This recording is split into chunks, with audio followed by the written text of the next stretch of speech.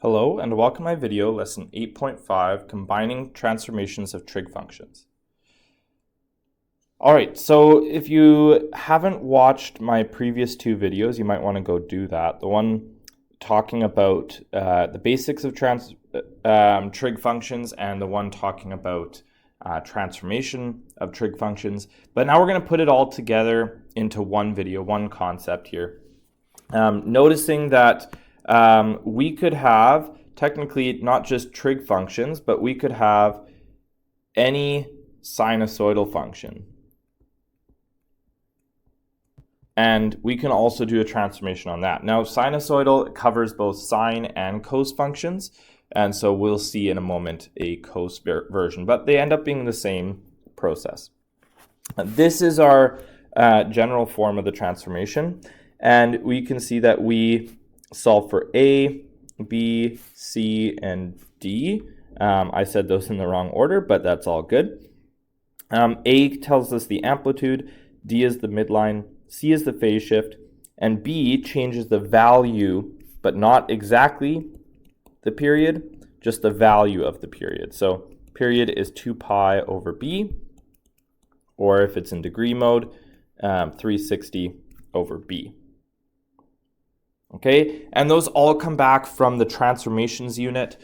So A is the vertical stretch, B is a horizontal stretch, C is the horizontal translation or shift, and D is the vertical translation or shift. Okay, so we're going to take a look at two different versions of this question. One that is sketching a graph based off the equation, and one that is getting an equation based off the graph. All right, so let's take a look at this example. In this example, well, in basically all the examples, I recommend you start with the midline. The midline helps us just kind of guide the rest of our equation or the rest of our function. So that's going to be the middle of our final function, so keep that in mind. The second thing to consider is the amplitude. The amplitude is 2, so that means it's going to end up being 2 smaller than our midline and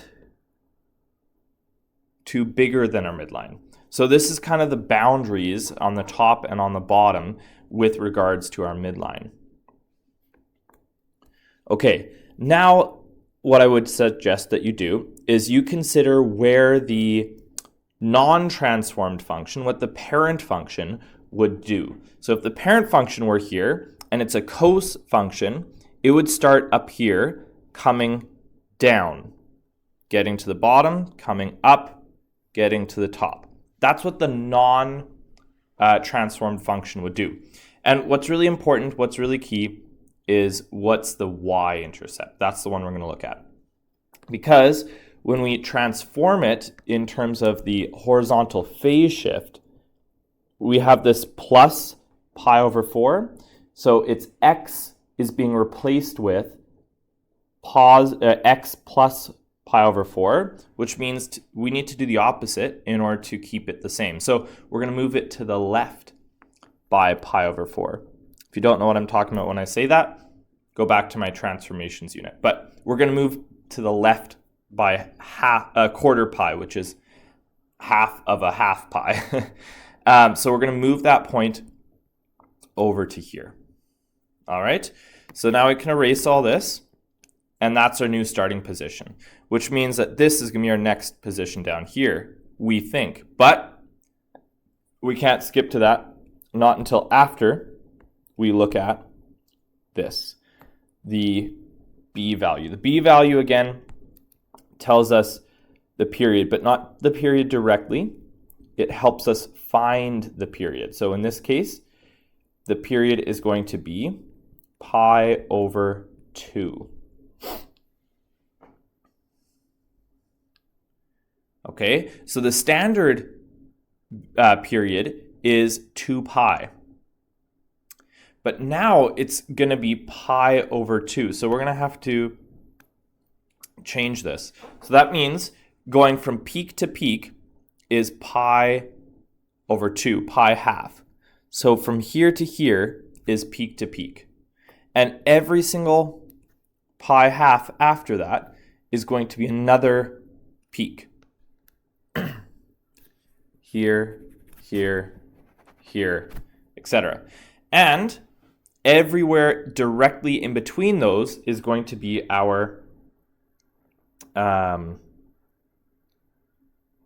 minimum.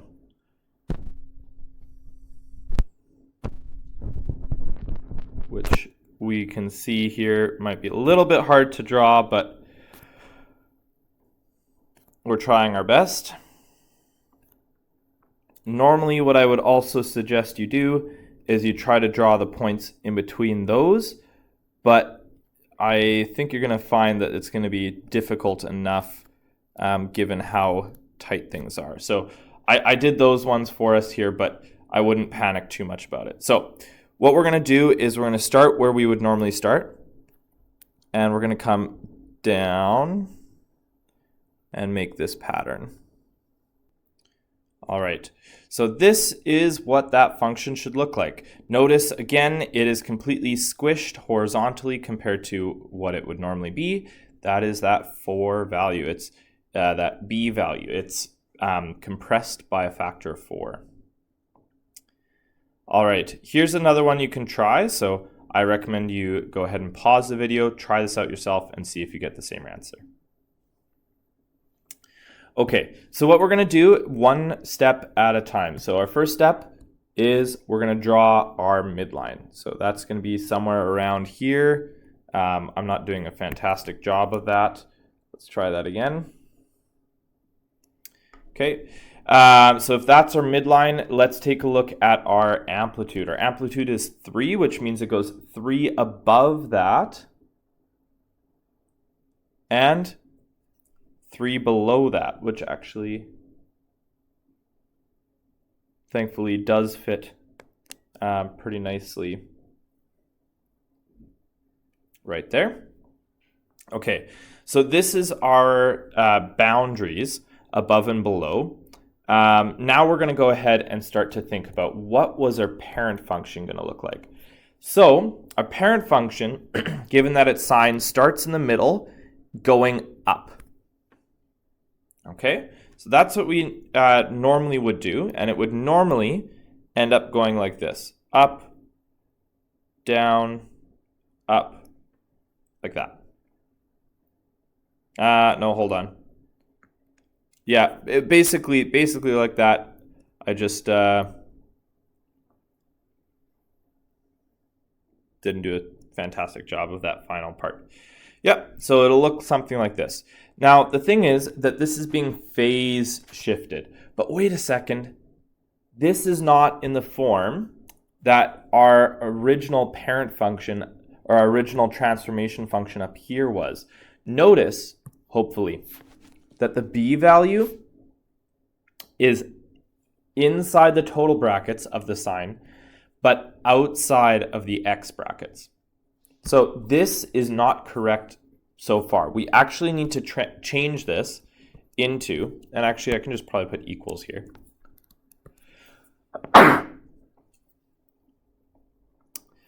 3 sine 1/2, and we're going to take that 1/2 out of the brackets, which means we have to multiply by 2 to keep this part the same, plus 1. Okay, so hopefully you noticed that, but if not, that's partially why I have this question. I made this question specifically to try to counteract that.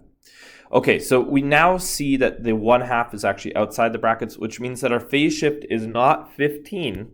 Our phase shift is 30. And is it to the right or to the left? It's to the right by 30. So if this is our 90 position, we have to break this up into thirds. Okay, and this point that we said was in the middle going up needs to move to the right by 30. So now it's in the middle going up still. So same type of position, but it's moved to the right by 30 degrees. Okay, and then last but not least, we have the period change. So the period is coming from this 1/2 here, but this 1/2 is not the period directly, it's the b value. So that means we're going to have 360 over 1/2, which really means that it is multiplying, so it's 720. So we're multiplying by 2. So our new period is going to be 720. Good morning again, everyone. Thank you for assisting us with the pressure test this morning for Veretta. Those of you that helped us out, thank you. And you can now you can proceed with your regular class. Thank you very much. Have a wonderful rest of the morning. God bless.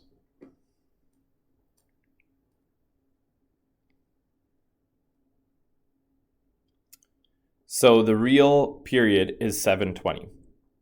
Okay, so instead of us going from 0 to 360 and getting to the same point, that's going to be only halfway for our point. So normally, like, this point was in the middle going up, and then we were in the middle going up here, right? But halfway in between, it was in the middle going down. So we're going to do the same thing here, but now the halfway point is not 180, it's 360. So in the same way, we're going to have another point 360 away, so it's actually going to be a third past the 360, and it's going to be in the middle going down. Okay, that makes it a little bit tricky, but if we follow these same rules here, that means this point is our maximum. And we can follow this in the reverse direction as well. So if you take this point, we go to 360, but then we do 1/3 less than 360. It's going to be in the middle, going down here. Oh, sorry, going up.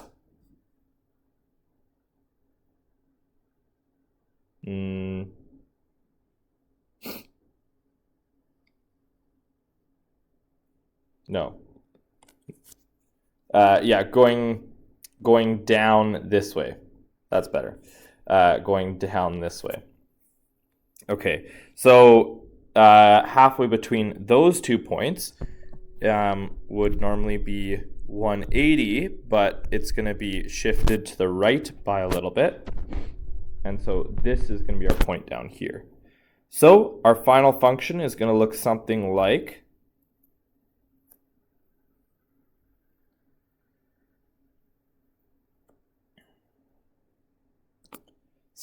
that. Okay, so you put together all of those different parts and we get this rough result.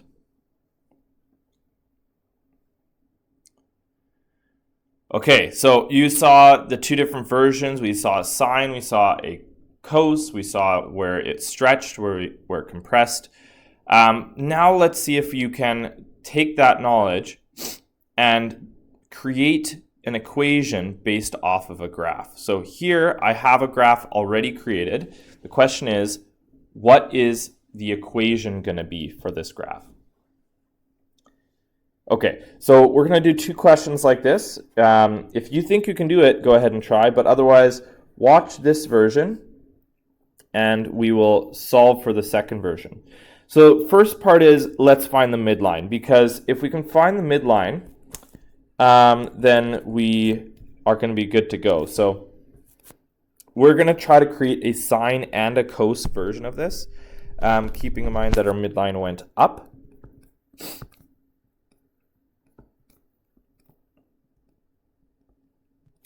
I'm going to put all the brackets kind of in place and then start talking about it. So this is what they're both going to look like. I'm putting the minus in here, but I can do plus. I can just change it to a plus after. Okay, so this is good, but also, so not only did it go up by 2, but hopefully you can tell that the amplitude here is 2, and that's going to affect both versions. So there's going to be a 2 out front, a 2 out front. Okay, we can also figure out the period. The period is the distance from peak to peak or trough to trough. The period is really quite easy to figure out on this example because it starts at the bottom and goes to the bottom. So in this example, it's very easy to figure out that the period is 180. So it could be in degrees or in radians. I just said degrees. Yeah, let's do that. So then it's 360 degrees over the b value. So if you solve for the b value, it's b equals 360 divided by 180, which means the b value is 2. So that goes here and here. Okay, so we've done a lot of work, but do we have enough? Do we have what it takes? So we need to now figure out the phase shift. This is the hard part. Now this specifically asks the minimum possible phase shift for the sine and cos function. So if we take a look at this example, the question is, where do we have to shift to? Okay, sometimes they'll say minimum possible positive phase shift, minimum possible negative phase shift, but usually it just says minimum possible, so smallest number. Okay, so for cos, we can do it a couple different ways, but cos normally starts at the top and then goes down. And so the closest one is right here. It normally starts at the top. So this one is very, very close. And that's just a 90 degrees to the right. Now, the truth is that both of these sides are equal. So I'd be okay with either of those answers. So I'll go ahead and write them both down. So this is one option.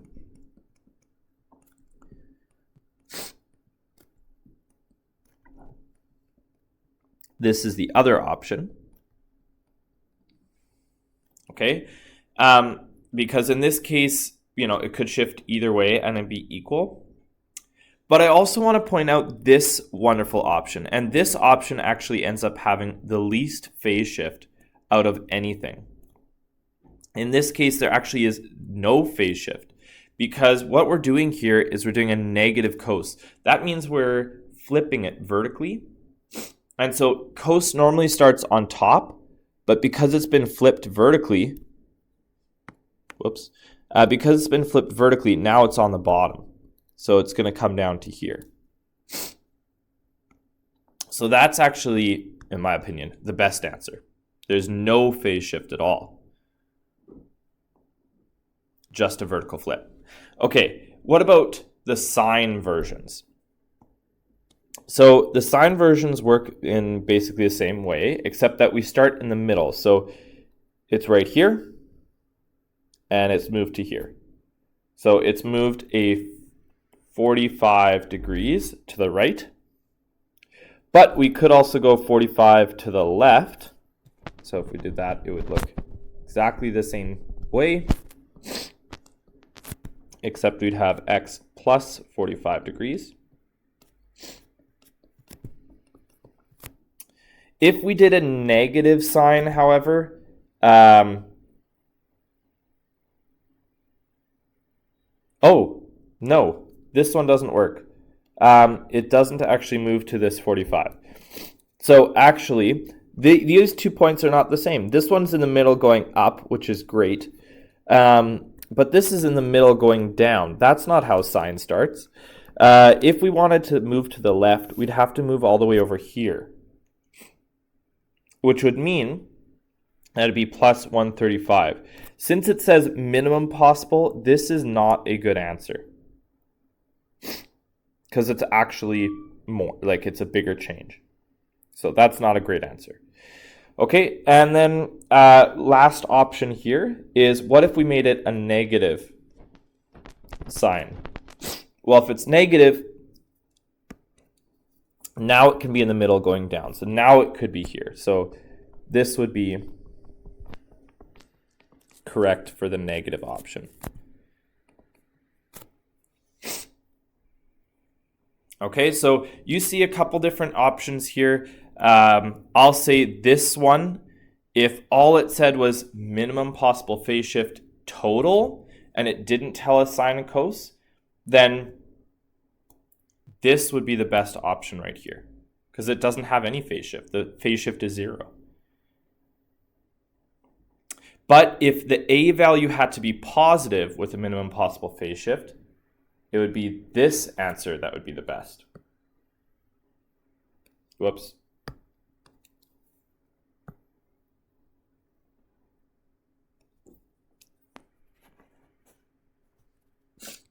It would be that answer. So, a couple different options depending on what we're looking at. Let's take a look at one more example. And then I want you to try pausing the video right now, trying the question for yourself, and seeing if you can get the same answer as me.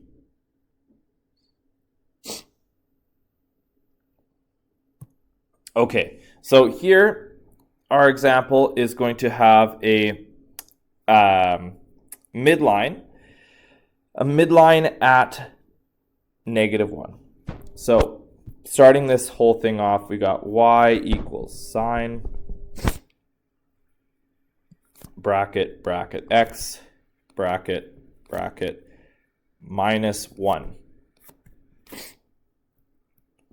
And we're going to try to make a cos and a sine version of this. I should leave a gap in the front.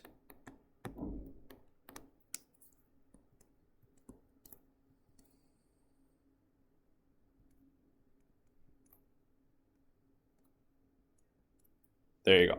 So we can make a cos and a sine version of this. Midline is figured out for us. That's fantastic. And here is our amplitude. So from here and to here, that is an amplitude of 2. So these two both have a 2 in front. Okay, what else do we know?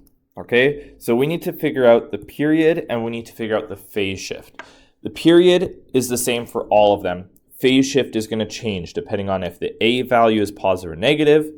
It's going to depend on if you're cos or sine. And so that's going to change.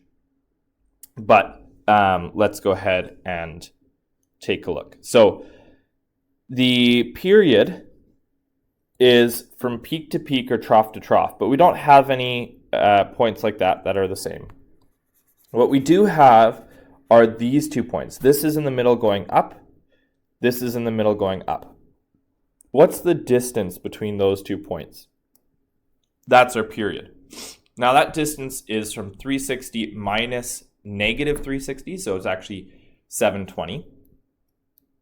So 720 degrees is our period. So if we're solving for this, we would get, oh, and actually what I'm going to do is do it in radians this time, just because the last one was in degree mode.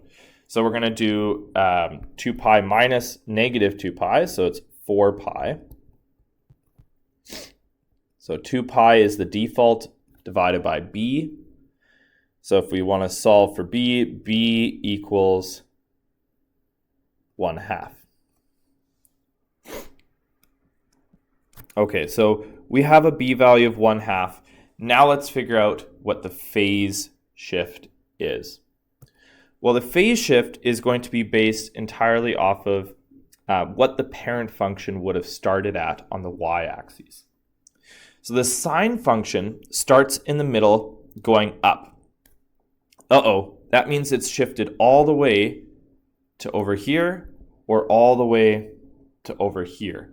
So that's a bit annoying, but let's go ahead and do those 2 options.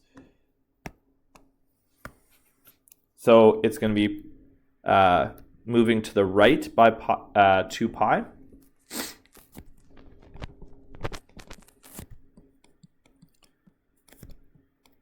Moving to the left by 2 pi. Or, and this is the nice one, the one I want you to really look out for, this is the best option. The one with the negative in front is going to have actually 0 phase shift, because this is in the middle going down, just like the reflected graph would have. So this is actually the best answer. Okay, let's go ahead and keep looking at the cos options. Okay, cos doesn't start in the middle going up, doesn't start in the middle going down. Cos starts at the top. So if it starts at the top, the closest one is going to be here. Okay, so that's pi away to the left. So we're going to go adding pi, and that's the best cos answer. But it's not the only cos answer. What we could do is we could flip it.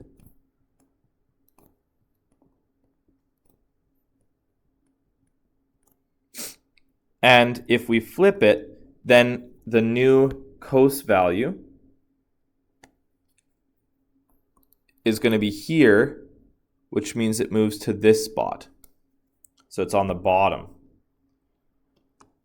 Okay, so then we can go minus pi to move it to the right by a pi horizontal phase shift.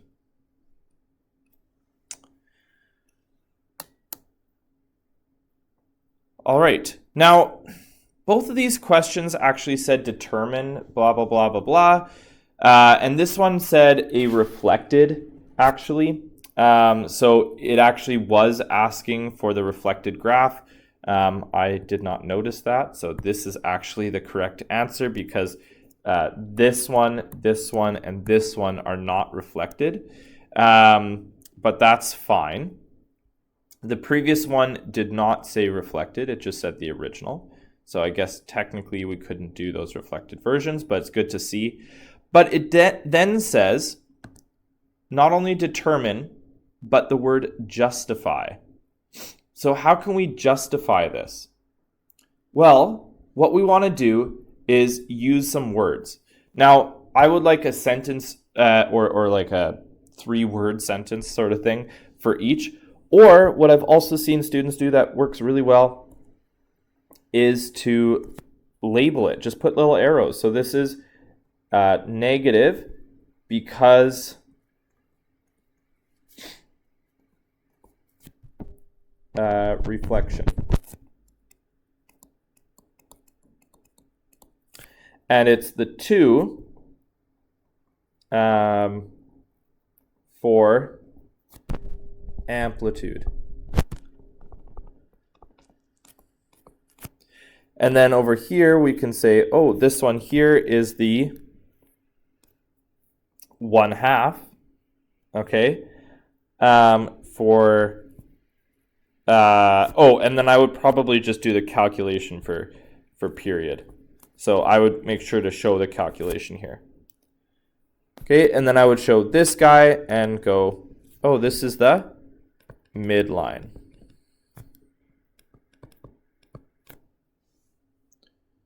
Okay, doing the same thing for this one. The only difference is I would say this is the phase shift here.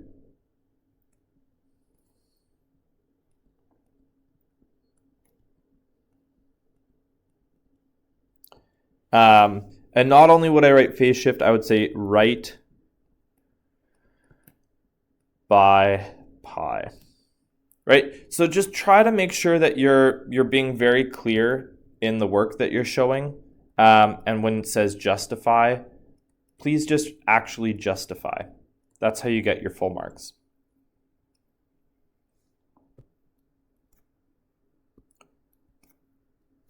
Etc. Okay. I hope that this video helps you better understand the concepts of transformations of trig functions. I hope that it makes you feel a little bit more comfortable with this stuff, both in sketching the graph and creating an equation